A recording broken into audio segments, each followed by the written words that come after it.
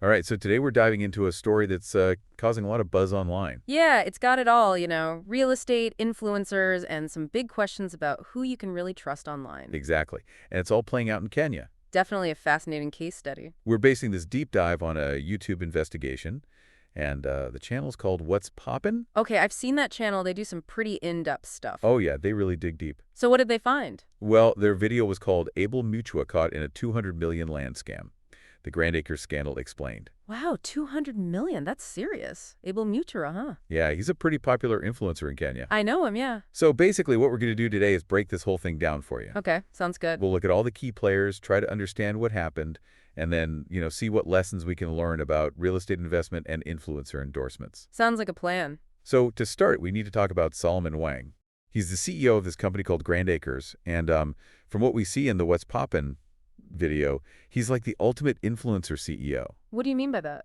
Well, they highlight his background, international education, experience in U.S. real estate, and this really carefully crafted image of success. Makes sense. And they even showed these testimonials from, really well-known people like Caroline Motoko, who vouched for his expertise. Interesting. So it seems like he was building this, aura of legitimacy. Exactly.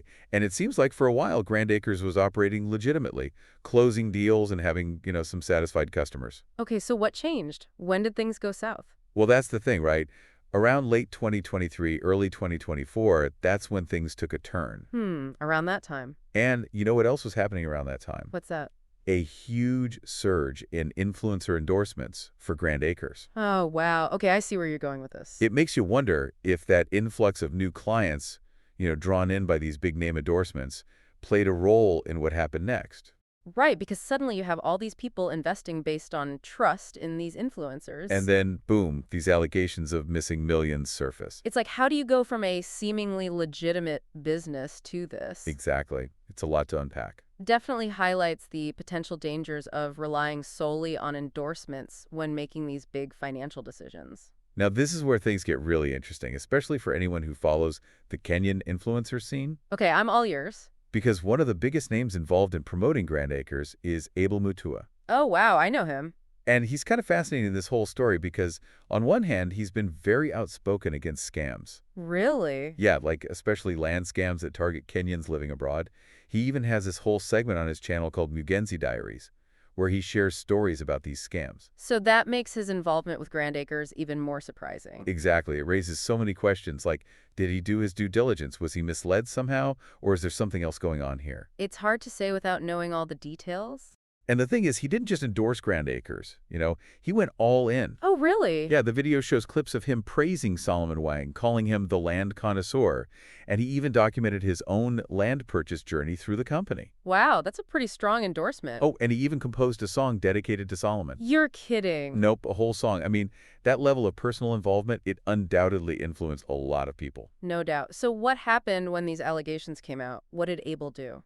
That's the complicated part. Initially, he defended Solomon Wang, but then he just went silent, even blocked Edgar Obar, the blogger who first broke the story. That silence speaks volumes. Right. Considering his past stance against scams, it makes you wonder what he knew and when. Yeah, that's not a good look. Now, the What's Poppin' video presents a lot of evidence to support these claims. Like what? Screenshots of conversations, client testimonials, and even accounts from former employees. Those insider perspectives can be really telling. Oh, absolutely. There's this one former employee who talks about unpaid commissions, rent arrears that led to their office being shut down, and Solomon Wang's alleged lavish spending. Wait, so while clients were waiting for their land, he was living it up. That's what they're alleging. And it's not just personal spending. The video also claims that a lot of money was going into sponsoring influencer events and music tours. What, like Abel Mutua's show? Yeah, and a tour for the artist Benzema. It makes you wonder, if that money could have been used to actually address those client complaints. It's a good point. I mean, where were the priorities? It's wild, right? And it's not just Abel. The investigation brings up other influencers, too. Oh, really? Yeah, they name-drop some pretty big names in the Kenyan influencer scene, like ZJ Hamo. Oh, yeah. And Crazy Kennar, and even just African Khaligraph Jones. So they were all promoting Grand Acres. Yep, seems like they were all endorsing it to some extent. Wow, that really adds to this whole idea of conflict of interest, Yeah, it really makes you think about the whole influencer ecosystem. Definitely. What are the responsibilities when you're promoting something, especially when it involves people's money, Especially when it's something as big as buying land. Right?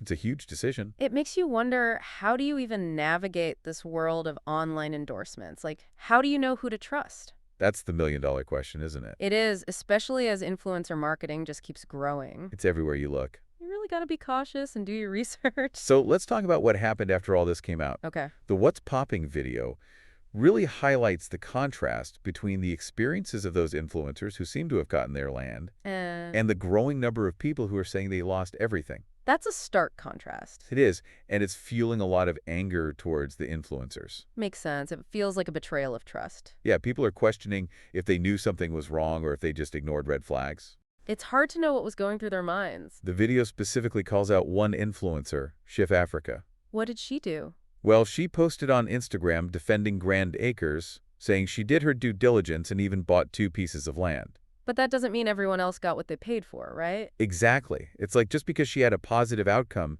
it invalidates everyone else's experience. Right. It raises a big question about responsibility. Like, what do these influencers owe to their audience? Especially when they're promoting investments. Yeah, it's tricky because they're getting paid, right? So there's that conflict of interest. Right, but they also built their platforms on trust. That's true. And when that trust is broken, it's hard to come back from that. And in this case, we see that lack of transparency, like when Abel blocked Edgar Obar. Yeah, it seems like he was trying to silence the criticism instead of addressing it. Exactly. It makes you wonder where that genuine concern for your audience goes. It's a question the whole industry needs to think about. Because like the video says, influencer marketing is fumbling on a global scale. It is. People are losing trust. And that's a problem for everyone. It's a wake-up call for sure. So where do we go from here? What are the takeaways from all this? What can we learn?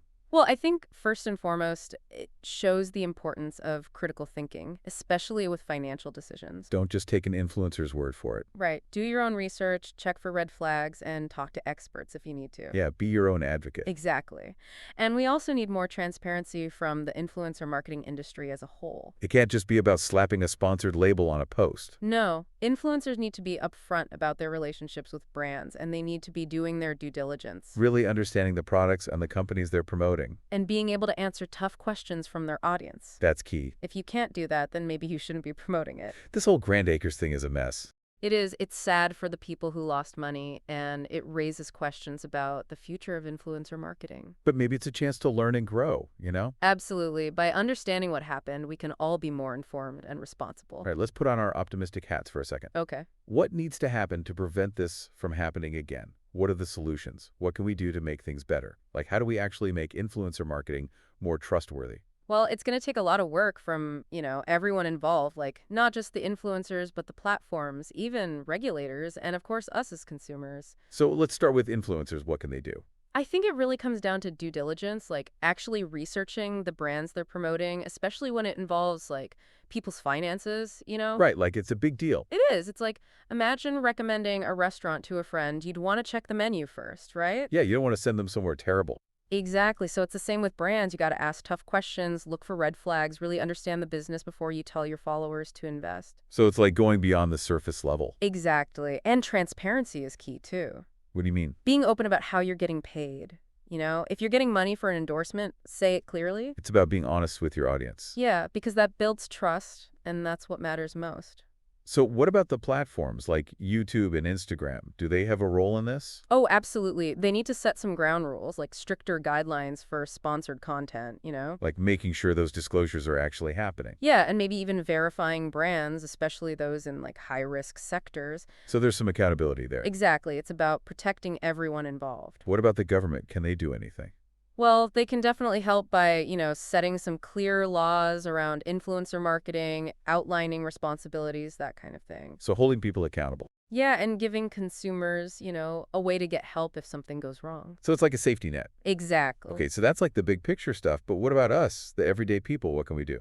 I think we all need to be more careful, more skeptical, Like, don't just believe everything you see online. Exactly. Even if it's from someone you like, you got to do your own research, check those reviews, and remember, if it sounds too good to be true, it probably is. It's like we need to learn how to be influencer literate. Love that. Influencer literacy, being able to really understand and evaluate what you're seeing. So what's the big takeaway from this Grand Acres saga? Well, I think it's a reminder that influencer marketing can be great, but it's important to be cautious. Don't let blind trust get you into trouble. Do your homework, ask questions, be an informed consumer. Well said.